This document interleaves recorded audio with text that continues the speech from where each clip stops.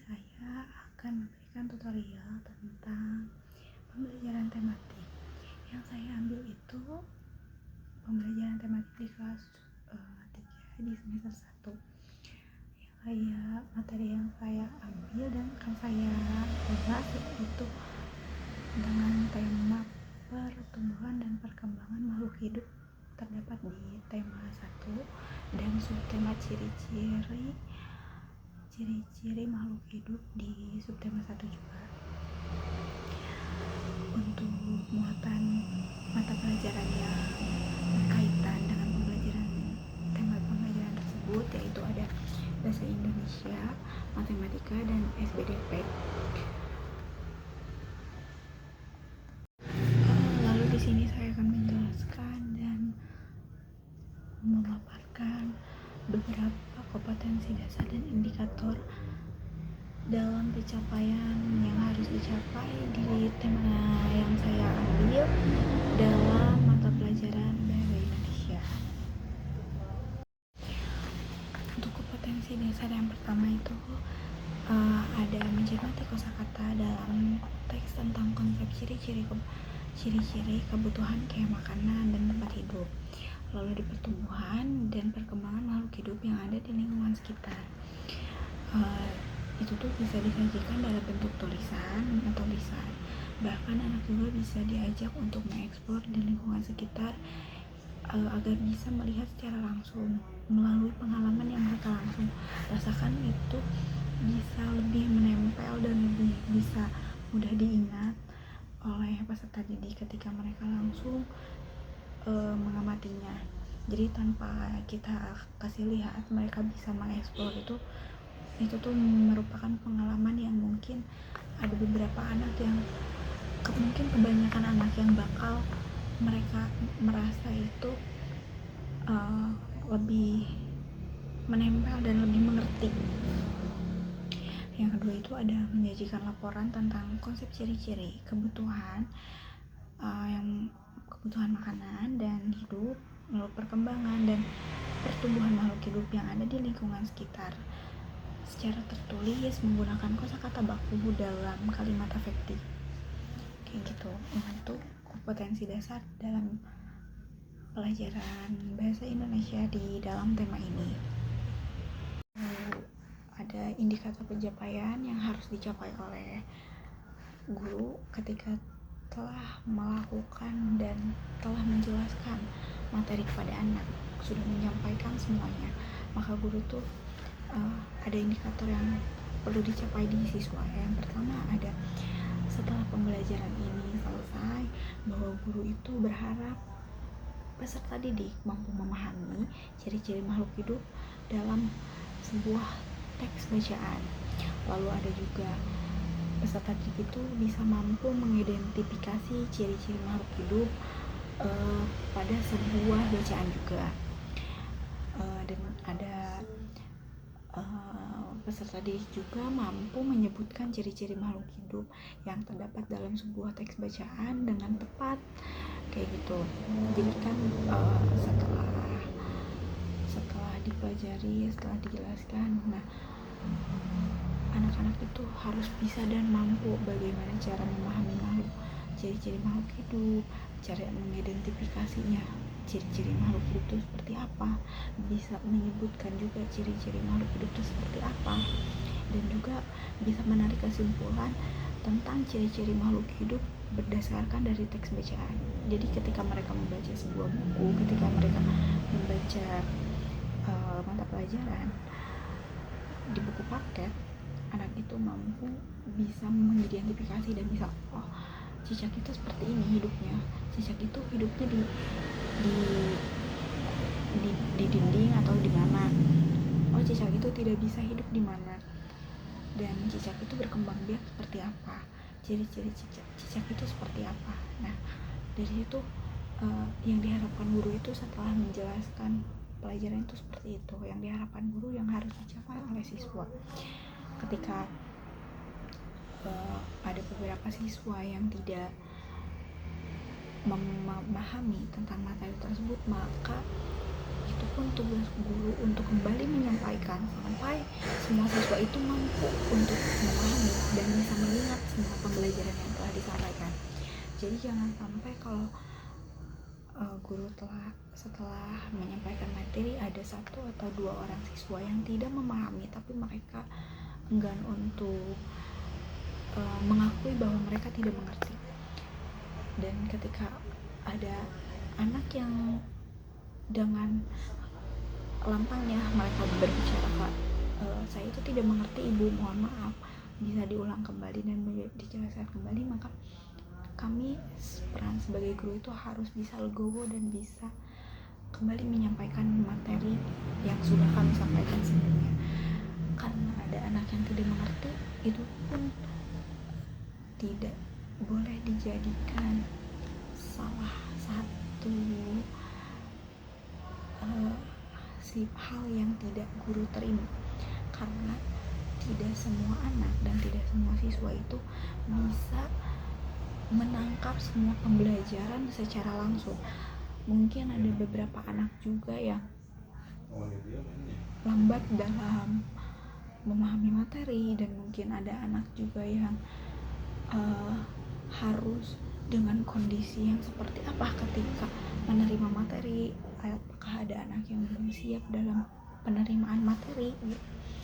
Maka guru itu harus bisa kembali menjelaskan, dan sebelum menjelaskan itu guru tuh harus bisa melihat dan membaca situasi semua peserta didik yang ada di kelas. Apakah mereka sudah siap, apakah kondisi mereka sudah baik untuk menerima materi yang akan kita sampaikan.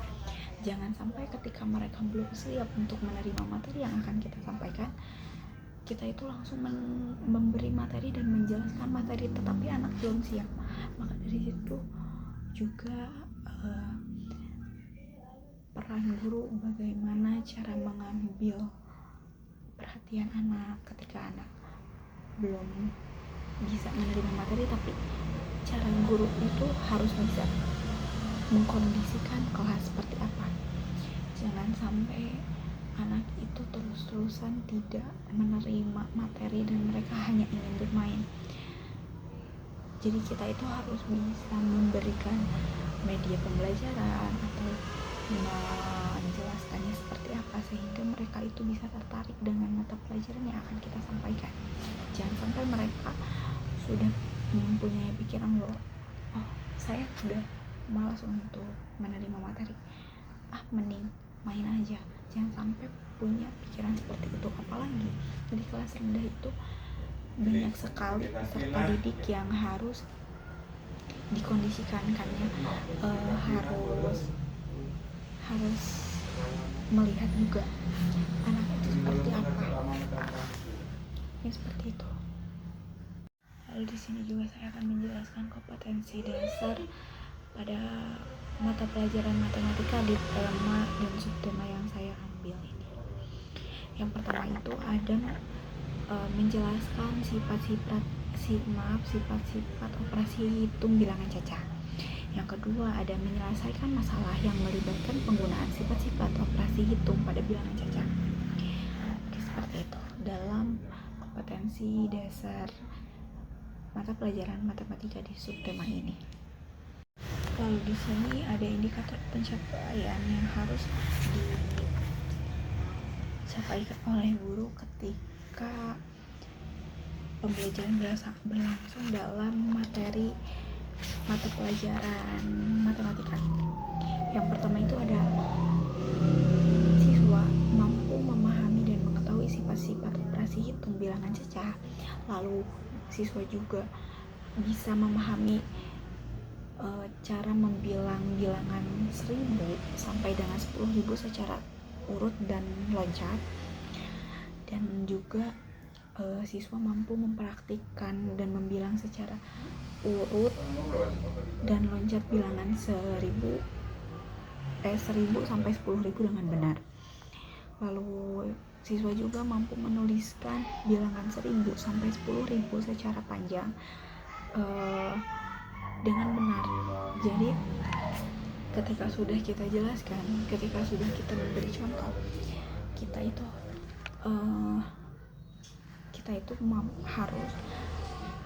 harus bukan menuntut, tapi kita itu harus bisa, peserta didik itu harus mampu menulis, mengetahui sifat-sifat operasi hitung itu seperti apa di bilangan cacah ya. Jadi mereka tuh bukan cuma bisa membilang, tapi mereka juga bisa menuliskan secara berurutan. Kadang juga anak tuh masih terkecoh dengan angka 1000 itu dengan bilangan nolnya. Apakah nolnya ada 2, apakah nolnya ada 3. Nah itu tuh banyak sekali peserta didik yang terkecoh dalam angka 0. 1000 itu harus angka nolnya. Mungkin dari situ. Dan ketika mata pelajaran matematika, guru itu harus ekstra dalam menjelaskan. Jadi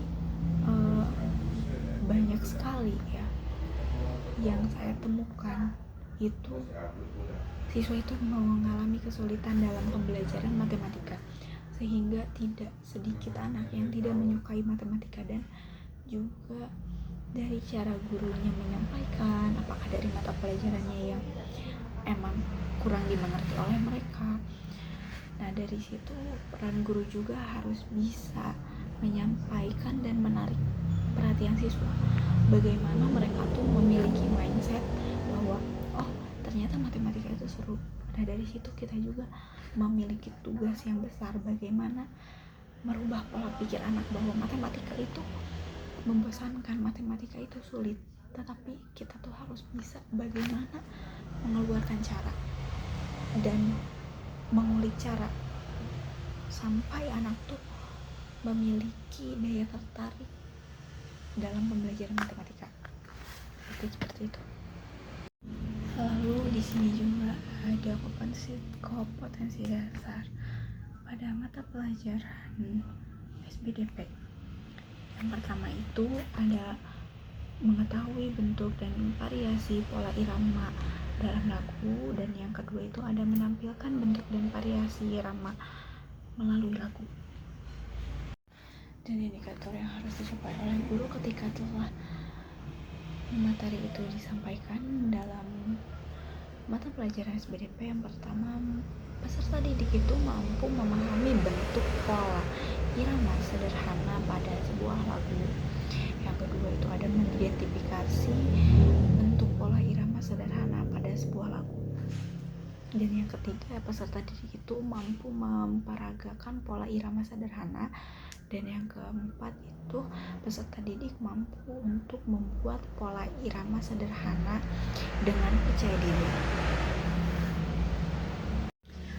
Dalam tema yang saya ambil ini, di sini jadi di tema yang saya ambil, saya itu menggunakan metode dan pendekatan itu. Pada pendekatan itu saya mengambil dan menggunakan pendekatan saintifik, dan pada strateginya itu saya menggunakan cooperative learning. Dan untuk tekniknya untuk metodenya itu saya menggunakan metode permainan, penugasan, tanya jawab, diskusi, dan juga ceramah.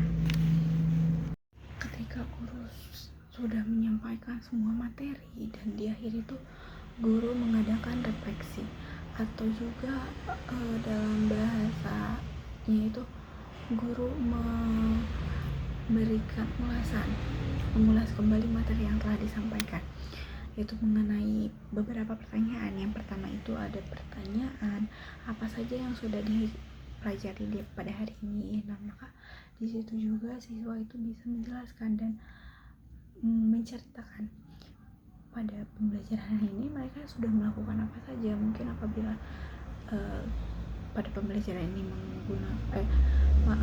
melakukannya di kegiatannya di luar ruangan, maka mereka akan menceritakan bagaimana kejadian yang mereka temukan, apa saja yang mereka lakukan, apa saja yang mereka rasakan, dan bahkan apa saja yang mereka lihat di luar sana. Yang kedua itu ada bagaimana perasaan mereka setelah mencoba membuat pola nyanyian dengan menggunakan simbol bunyi panjang atau bunyi pendek. Mungkin mereka itu akan mengalami kesulitan ketika melakukan hal tersebut. Maka dari situ situ itu siswa akan menceritakan dan bercerita seperti apa yang mereka rasakan, atau bahkan mungkin mereka akan mengeluh seperti apa yang mereka rasakan pada saat itu. Yang ketiga, kita itu bertanya kegiatan apa yang paling mereka sukai. Jadi pada pembelajaran ini mereka menyukai apa, dan sebelah mana yang mereka sukai, pada bagian mana yang mereka sukai.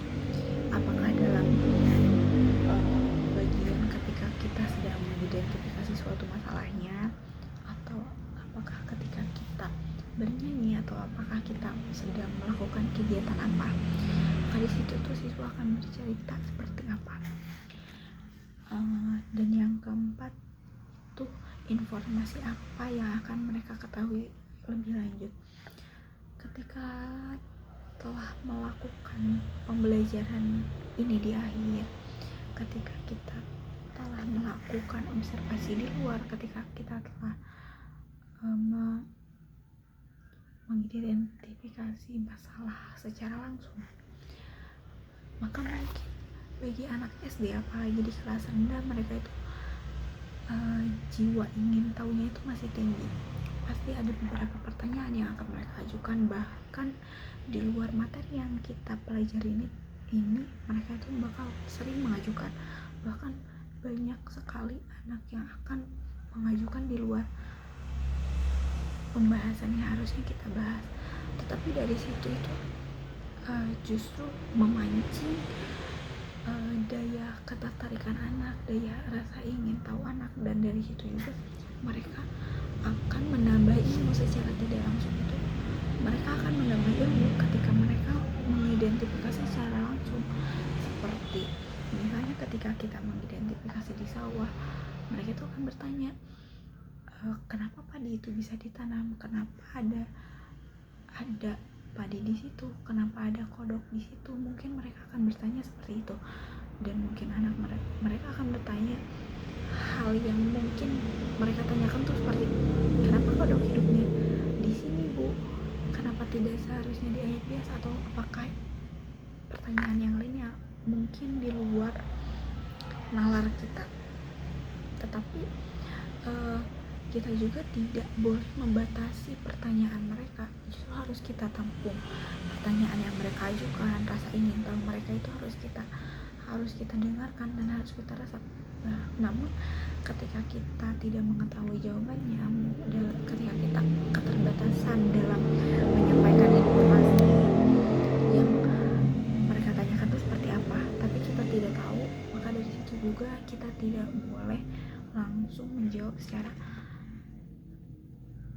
tegas kalau misalnya kita tidak tahu. Tetapi kita harus bisa menjawab bagaimana caranya mereka itu jangan sampai terlihat bahwa kita itu tidak tahu, tetapi kita bisa mungkin nanti ya ibu cari tahu dulu informasinya dan besok akan ibu sampaikan. Nah itu tuh harus kita sampaikan ketika kita tidak tahu tetapi anak ingin tahu. Tugas kita tuh harus cari dulu informasinya. Maka jangan cuma dibilang kalau kita akan disampaikan besok, tetapi tidak. Ketika kita sudah bilang akan menyampaikannya lagi besok, maka itu tuh harus disampaikan. Dan mereka tuh akan terus ingat ketika pertanyaan yang mereka ajukan tetapi tidak ada jawabannya. Mungkin mereka akan menanyakan ke yang lain, apakah ke orang tuanya, apakah ke guru yang lain, seperti itu. Lalu pertanyaan selanjutnya itu bagaimana mereka itu bisa mendapatkan informasi tersebut. Nah, kita juga bisa bertanya, kenapa kalian bisa tahu informasi yang didapatkannya yang sudah kalian tulis itu dari mana? Mungkin mereka akan bercerita bahwa tadi saya bertemu dengan seorang petani di sawah. Saya bertanya seperti apa kodok itu hidupnya di sini, kenapa? Mungkin mereka akan bertanya pada yang lain, dan di situ mereka akan menceritakan juga bagaimana perjalanan mereka, alur mereka mendapatkan informasi. Lalu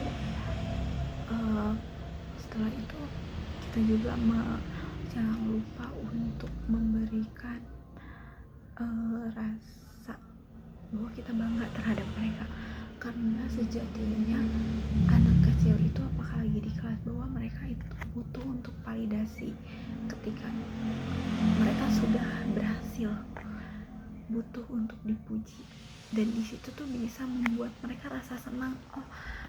Ternyata saya dianggap, ternyata saya itu berhasil, saya itu hebat. Dari situ sih mereka juga bisa menyimpulkan bahwa ternyata ramai ya, ternyata belajar itu tidak membosankan itu, dan ternyata aku bisa loh, aku berarti harus bisa, kedepannya aku harus lebih bisa biar aku terus-terusan dipuji. Mungkin mereka itu akan berpikir seperti itu.